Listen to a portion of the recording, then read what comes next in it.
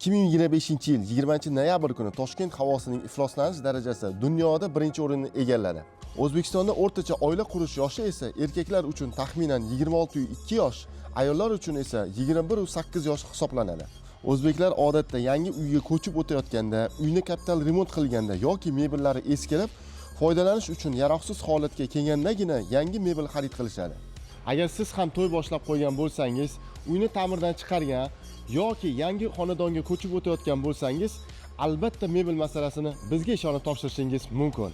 Mingdan ortiq assortiment, 171 ming so'mdan boshlab bo'lib to'lash imkoniyati, bepul o'lcham olish va yetkazib berish xizmati. Bu imkoniyatlar Avlon Mebelda mujassam. Shunchaki tashrif buyuring va o'z didingizdagi istalgan turdagi mebelni nasiya savdoga xarid qiling. Batafsil ma'lumot olish uchun esa izohlarda plus belgisini qoldiring.